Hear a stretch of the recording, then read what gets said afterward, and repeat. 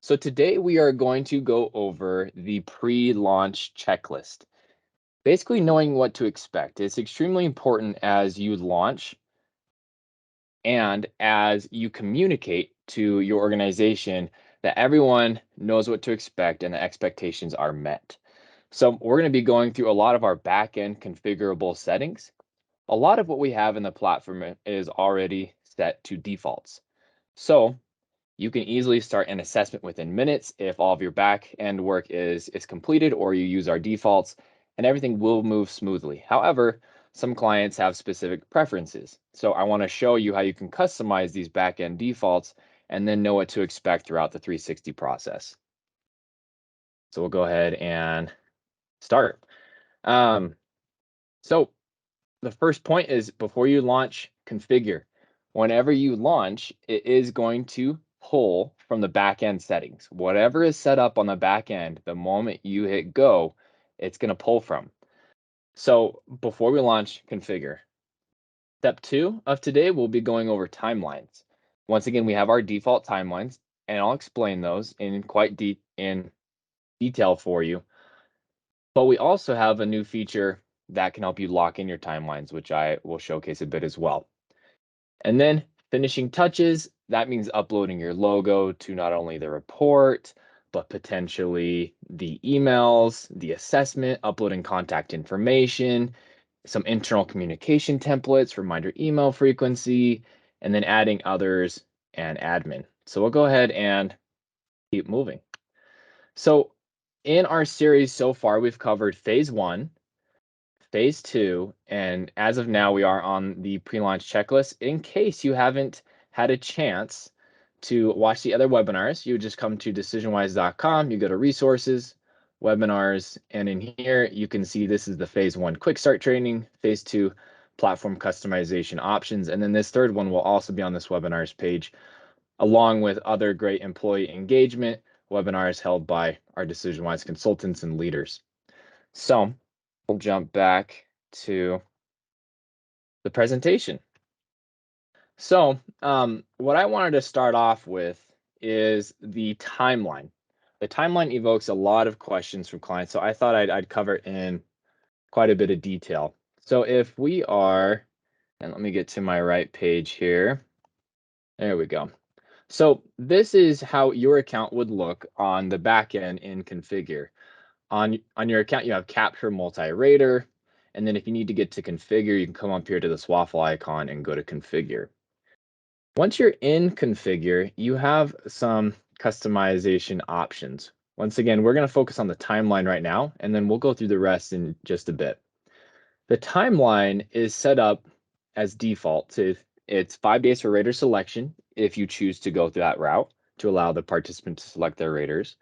It's 3 days for rater approval if you want to add an additional approver to it. Admin always has access to change or edit or add any raters, but that might be a supervisor or a manager for them to approve whom they have selected. And then 10 days for feedback collection. That means the email has gone out, the assessment is live, the raters can give feedback to the participant.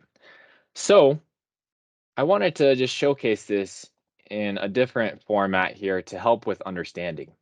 So the start date, let's say we were to start March 1st. The start date is a date unique to the timeline. So if the start date is a March 1st, that's when either we'll jump right into feedback collection or we'll jump into rater selection, right? One of those two phases, depending on the route you take once again.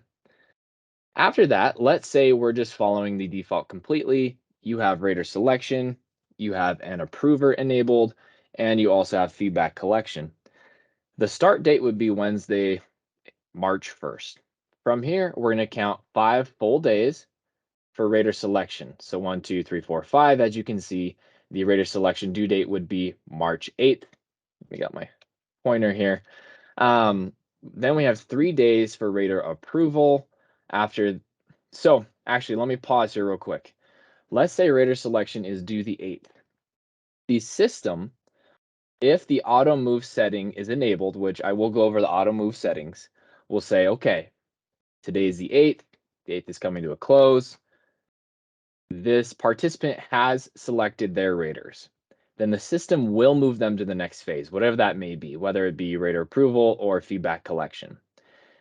Now, if the system sees that the rater hasn't completed their rater selection yet, then an email will be sent to them the next day saying it is overdue. And the system won't allow the participant to move to the next phase just because it hasn't been completed. So I hope that makes sense. The system will always check for completion and the deadline. Now we go to rater approval. Let's say the rater did select their raters, the participant selected their raters. It would then move to rater approval. From here, as you can see, the default has been set to 3 days. Let's imagine the participant got their raters back on time. And then an email is sent out to the rater approver. They have 3 full business days to approve. Now, this is the one nuance in the system where this is a soft deadline. What I mean by that is we are not going to hold up the process for the approver to approve of the rater selected by the participant. So if the approver doesn't get to it within those 3 days, the auto move settings will move it forward to the next phase. So keep that in mind. Some clients who use rater approvers, they deselect that auto move option. So they ensure that all of the raters have been approved by their immediate manager or whomever prior to moving into feedback collection. However, once the system sees that that deadline has passed, it will then move into feedback collection. And that's where you can see I've numbered out the days here. It's going to give 10 business days. We can see that lands on March 27th. So that's just a general overview of if the auto move is enabled, how this would progress. Now, with the auto move enabled, once again, it's going to check on completion. So let's say the 27th has come up and we have not heard from the minimum amount of crucial raters. Then the participant will stay in feedback collection until we've heard from crucial raters. The system defaults to the supervisor and the self rater as crucial raters, but you can mark whatever rater group you would like to ensure that we're receiving a minimum of crucial raters from each rater group. However, once we have hit the minimum amount of crucial raters, then it will move into the next phase of reporting. That's when the report is automatically generated and available to you. So let's go ahead and jump to this and just go over some scenarios here. So let's imagine there is no rater selection or rater approval. You were just going to launch. You already have the raters pre-selected, and you're going to launch right into the assessment. So March 1st, this Wednesday, would be the start date. And then we're going to count off 10 days for feedback collection, 10 full days, right? So 1, 2, 3, 4, 5, 6, 7, 8, 9, 10. It would close on the 10th, barring that we have proper participation from raters. Let's jump to scenario 2, no rater approval. That means, okay, they are going to allow the participants to select their raters, but there isn't going to be an added layer of approval. So if start date is the 1st, we're going to give them 5 days. This is similar to the last. The deadline would be the 8th for rater selection, and then the 22nd would be the deadline for feedback collection. Once again, 10 full business days. Now, let's say there is a participant who has selected their raters already. Let's say 3. So let's say we're in this example once again, and the due date is the 8th, but the participant has already selected their raters by the 3rd. Then we could manually move the participant to feedback collection, which is 10 business days, and then it's going to give them 10 full business days. So 5, 10, right? So the deadline would be March 17th at that point. So upon moving any participants manually, the system is going to say, okay, this stage has been completed. We're being moved manually to the next phase in the process. I'm going to check the backend settings. We give them 10 days for feedback collection. If they're moved on the 3rd, we'll give them 10 days. I'll close on the 17th. Same thing for rater approval. Let's go back to the first example. So I believe rater selection was due on the 8th.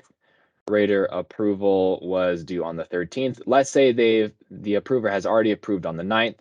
If we manually move them to the next phase, it'll just be due the 23rd for feedback collection. So the system will draw on defaults. However, there is a new feature that you will see shortly on your platform to disable automatic date recalculation. So some pros and cons to this. Let's say you have uploaded a participant and you want to lock in specific dates. Specific dates have been communicated to your whole organization. You want to lock in those dates.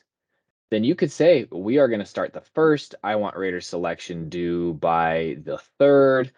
I want approval done by the 7th, and we're going to let this go all the way to the 31st. You could come in and calculate the default days necessary for that. But once you've loaded the participant into the queue, then you can adjust any of those dates as you please. And they will override our back-end defaults as long as you have checked the box to disable automatic date recalculation. Now, some cons to this are, let's say a participant is late to selecting their raters and they are 2 days late. Then in this scenario, the approver might only have 1 day. Or let's say it takes the approver a while to approve, then the raters might have less amount of time to give feedback. So when we lock in the dates, it doesn't adjust to potentially participants being late or approvers or not receiving enough feedback. It locks in those dates and it's going to move on those dates. A really nice feature, however. So let's see here. Perfect. Okay. So we've gone over the timelines. Once again, you can lock in your own if you select that backend setting and configure, or you can just set the defaults, let the defaults do what they do. Now let's talk about the auto move settings. Let me jump back to the platform here and we can take a look at those together. So the auto move settings are found here. So if the auto move participants from the queue to the next assigned phase, that means let's say we have the start date of tomorrow. You've set them up in the queue for tomorrow. Then as of early tomorrow morning, the participant will be moved from the queue to the next assigned phase, whether that be rater selection or feedback collection. The next one is auto move participants from rater selection to assigned phase. So let's say they've selected their raters. Do we want it upon the deadline and upon completion to move to rater approval or to feedback collection automatically? That's up to you. It defaults on. The next one, auto move participants from rater approval to feedback collection. Do we want that on or not? Once again, some clients that have rater approvers, they like to deselect this option and save. So we ensure that the approver has approved. However, once again, pros and cons, we might not want to stop one participant out of a cohort if the approver hasn't gotten to it yet. We're going to give them X amount of days, and if they haven't gotten to it, then we assume that all the raters are approved at that point. So if you want to keep cohorts together, that's where the auto move settings are very helpful. Fourth here is auto move participants from feedback collection to reporting. Once again, we will check that the minimum amount of crucial raters have completed the assessment. If we have hit those minimums, then it will move forward to reporting upon the deadline. Once again, some clients like to deselect this potentially to ensure that their participation rates are where they want them to be prior to moving them to the next stage of reporting. Or some clients keep this toggled on and they say, I want a minimum of 85% participation rate to then automatically move it into reporting. So once again, upon the deadline, it will check for crucial raters, and then it will say overall we have 85% participation rate, which is great, and then it'll move it into the reporting phase. So that's an option for you as well. And then once it's in the reporting phase, how some clients like to organize this is we have the reporting phase and then the complete phase. What's nice about the reporting phase is we typically try to keep them in there, until we have either sent their report or we've had the coaching opportunity with them to mentor them on the results, go through it with them. Once those have been completed, then we like to then move them to the complete phase. However, once again, in the backend settings, if you would like, you can say, we're going to auto move them from reporting to complete, or after 30 days, we're going to move them over. 45 is the default. So those are the auto move settings. Once again, you will have the option to set your own timeline here. That will look like this option. Let me get back to it. You'll have the option to disable the automatic date recalculation and put in stone your timeline. Pros to that, it's going to be followed to the T. Some cons, if there are some participants late, it's not going to recalculate and give additional time. So some things to think about. Great. So we've gone over the timelines and how the auto move settings operate. If you would like more of a manual process, you can deselect all of those auto move settings. It'll be more hands-on, but you'll have the ability to go on, and only when you say so, they're going to move from phase to phase. Otherwise, the auto move settings are really great for a hands-off experience. Let's see here. Finishing touches.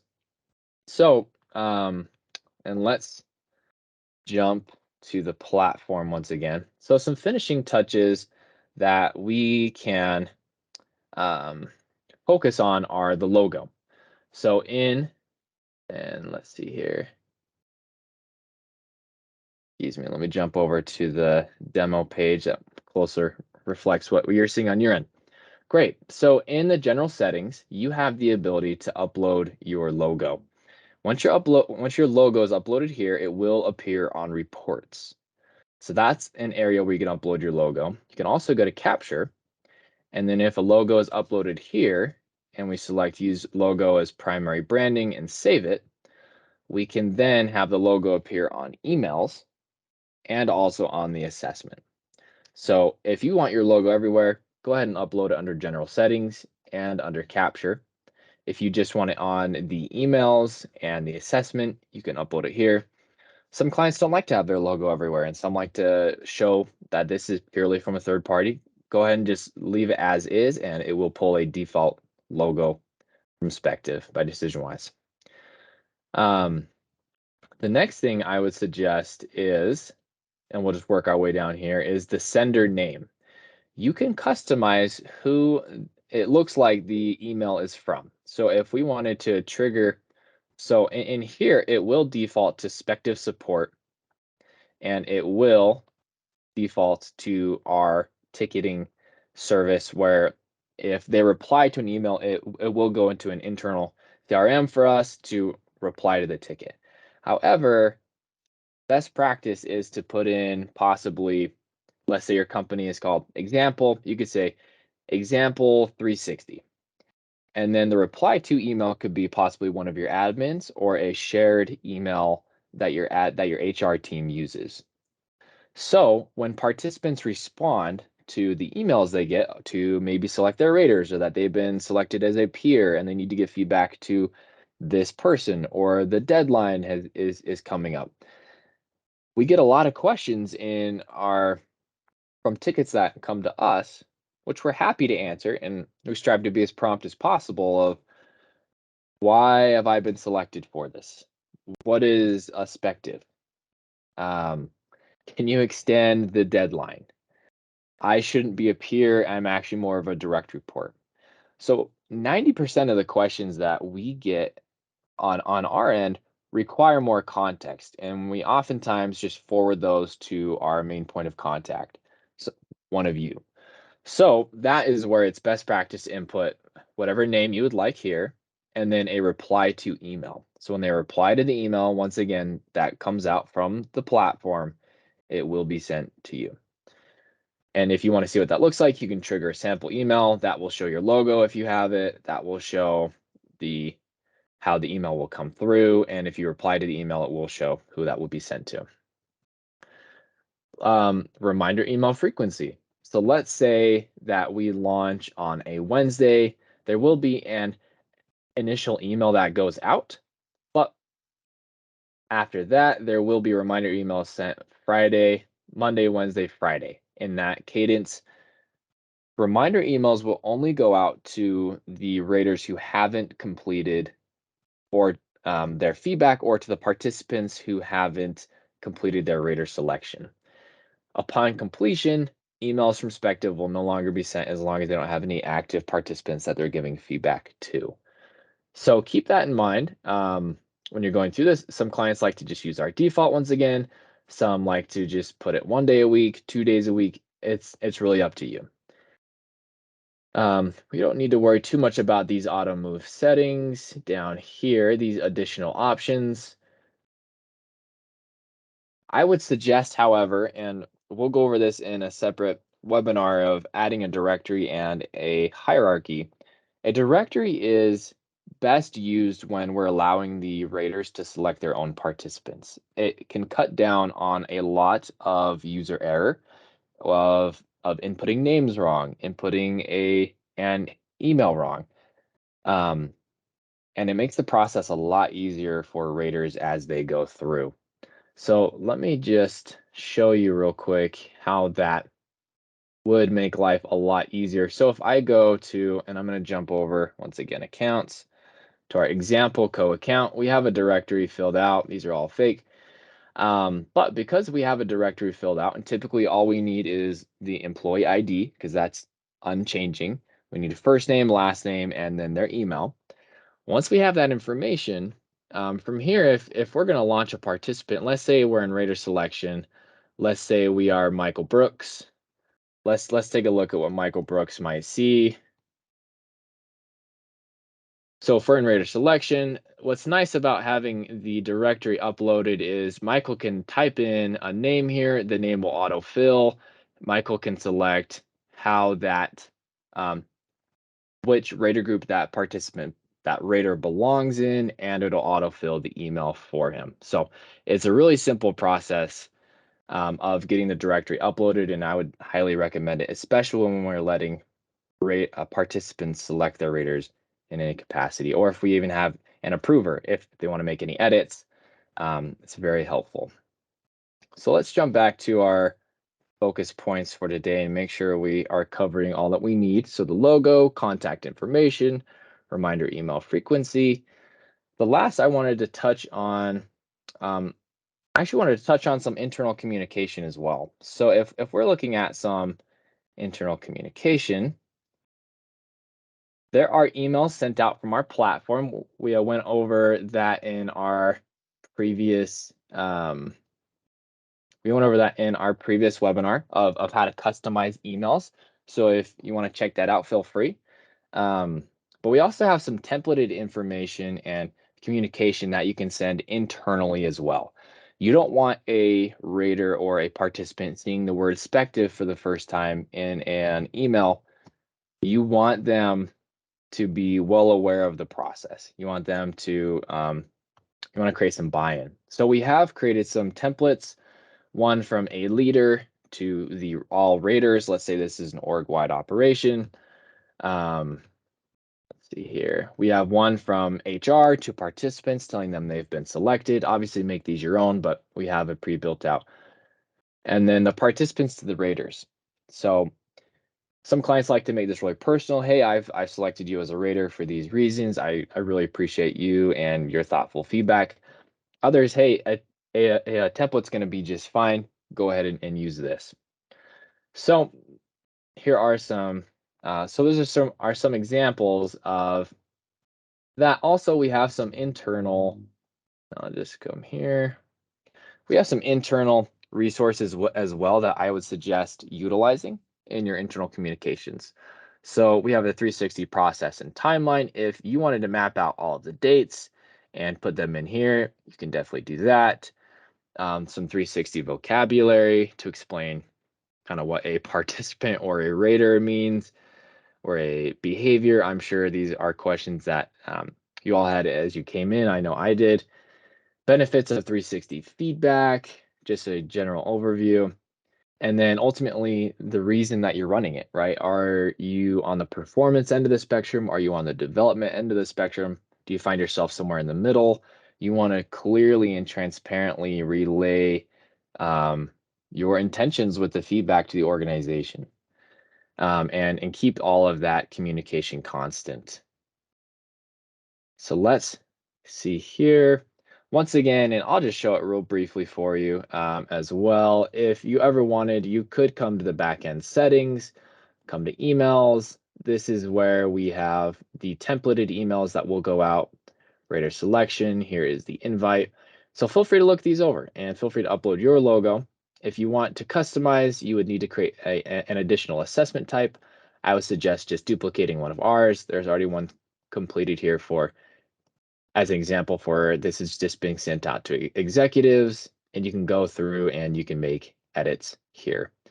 So aside from internal communication, you can customize the platform communication to be parallel to it and to be the same.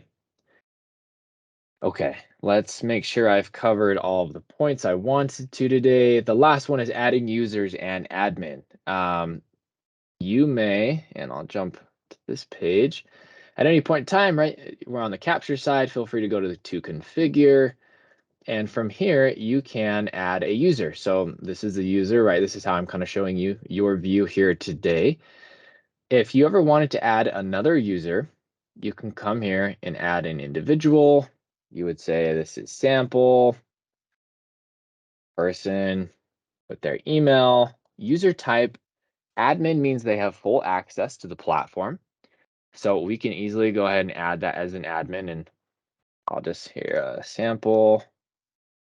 There we go. So I can go ahead and add.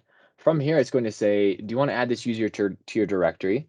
Odds are, if you have a directory filled out, they're already in the directory, so no need. So you can just add as an external user and then hit add. So once we've added this sample person, there's one more step here where we need to send the invite. Once I've sent the invite, you will see this icon over here, the invite has been sent.